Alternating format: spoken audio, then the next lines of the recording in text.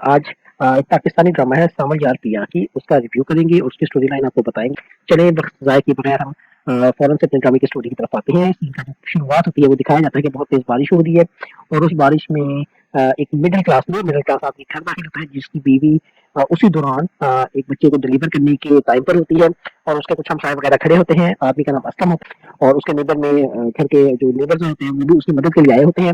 वो उसे फ़ौरन मशवरा देते हैं कि तुम अपनी बीवी को हॉस्पिटल ले जाओ क्योंकि ये डिलीवरी का टाइम है। तो वो बताता है कि उसके पास पैसे नहीं है, महीने का आखिर है, जैसे कि लोअर मिडिल क्लास फैमिली में होता है अक्सर औकात।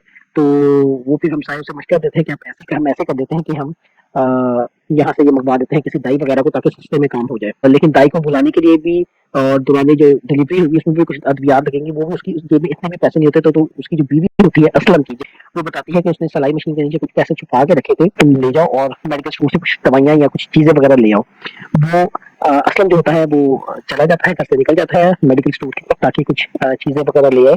दूसरी तरफ उसकी जो घर की हमसाई होती है, नेबर होती है, वो इंतजामात करती है कि वो दाई को बुलाया जाए।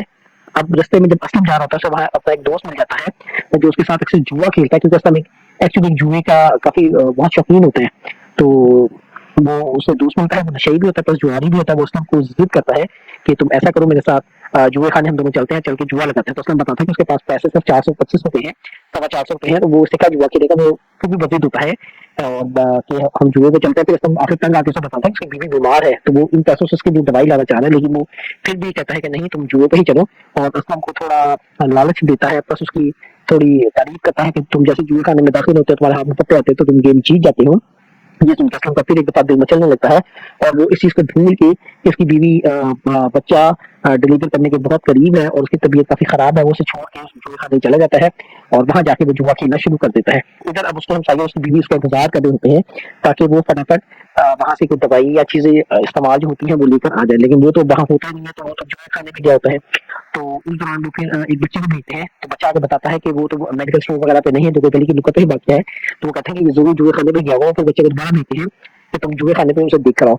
वो बच्चा जब जुए खाने में देखने जाता है तो असलम जुआ खेल रहा होता है और इस दौरान असलम काफी जुआ खेल चुका होता है 450 रुपए से और वो जीत जीत कर उसे 25,000 रुपए बना चुका होता है।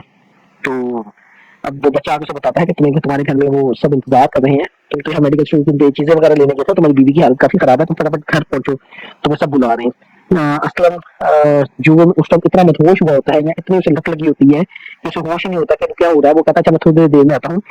असलम चाह रहा होता है कि वो जुए में और खेलता जाए।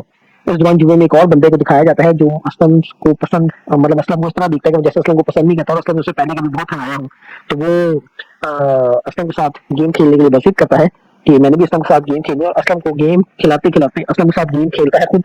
आखिर असलम 25 का 25,000 ही हार जाता है। इस दौरान एकदम सीन बदल जाता है। अब वो असलम का एक फ्यूचर दिखाते हैं, असलम एक फ्यूचर में है और वो जो उसकी एक बेटी है वो कॉलेज में पढ़ती है और उसकी माँ बहुत हो चुकी है। असलम और उसकी बेटी कराची शहर में कहीं एक पोश एरिया में रहते हैं और जो असलम है एक वर्कशॉप वाला है और इस तरह वो दिखाया जा रहा है कि असलम ने अपनी तमाम वो जो बुरी आते हैं उनसे तौबा वगैरह कर ली है और वो इस तरह मतलब मामला चल रहे होते हैं। फिर असलम क्या करता है कि अपनी बेटी को कॉलेज से लेता है और मतलब उस सीन के दौरान काफी वो मतलब ये चीज क्लियर कराई जाती है कि असलम अपनी बेटी के साथ बहुत प्यार करता है, उसकी एक फैमिली सेटल है, शायद उसने दूसरी शादी कर दी है।